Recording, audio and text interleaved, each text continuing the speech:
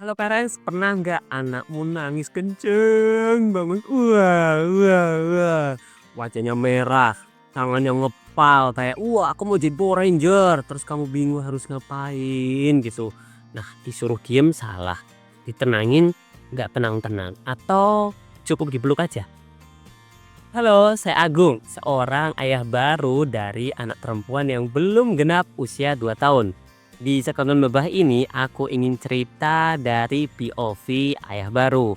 Jadi ini bukan soal benar atau salah, tapi ini adalah POV dari kisah nyataku sendiri. Jadi teman-teman yang baru menikah terus menjadi ayah baru, jangan skip video ini. Oke, anakku Waisa hari itu suatu hari suatu hari itu dia tuh marah besar sekali. Jadi dia udah diduduk di baby chair-nya, nggak tahu pengennya apa, terus tahu-tahu dia marah besar. Walaupun sebenarnya kalau kita kulik sebenarnya marahnya tuh kenapa tuh kita tahu. Cuman aku lebih fokus kepada kenapa dia bisa menangis kencang dan solusinya seperti apa.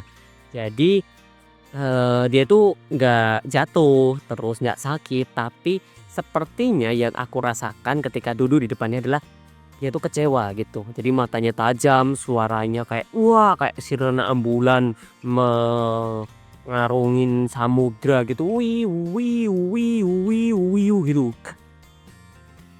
Nah, di pikiranku, di otakku ini sebenarnya aku bisa saja bilang, "Udah dong, Dek, jangan nangis." Tapi aku tahu itu nggak akan ngefek ke anak yang belum genap ngomong A aja masih susah gitu. Jadi nggak mungkin dia akan langsung, "Hei, kamu diem. Kalau nggak diem A, B, C, D, F, G." Makin kebakaran pastinya dia. Yang pasti yang aku lakukan apa? Yaitu mendampinginya. Aku masih berada di posisi di depan dia, terus aku tidak bersuara, aku hanya memperhatikan dia dan aku menunggu momen di mana ketika dia sudah mulai agak mereda, aku peluk dia. Cuman aku peluk, terus aku ulas-ulas. Aku elus-elus punggungnya dan aku cuma ungkapin, "Ya Dik, nggak apa-apa. Kalau Didik mau marah, mau kecewa, mau kesel, keluarin aja, nggak apa-apa. Baba sama Ambu," jadi istriku tuh dipanggil Ambu, "keluarin aja nggak apa-apa. Baba di sini akan nunggu Didit sampai selesai menangis, oke?"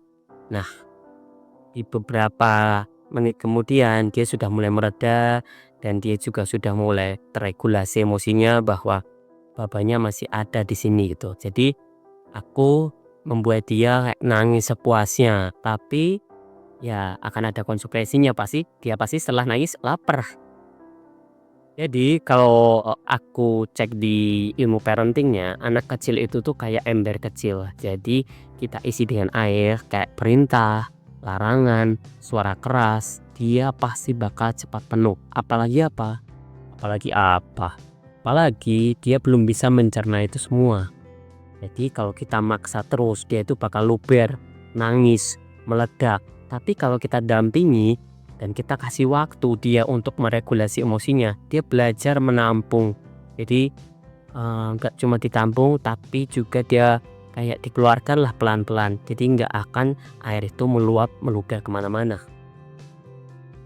Jadi setelah dia makan terus kami pun selesai sesinya dan aku angkat dia dari kursi dari baby chair-nya dan dia tuh meluk aku gitu. Jadi serasa bilang bahwa terima kasih Baba karena Baba sama Ambu nggak meninggalkanku nggak meninggalkanku saat aku lagi marah, aku lagi kesel dan aku nggak ngerti tuh harus ngomongnya tuh seperti apa.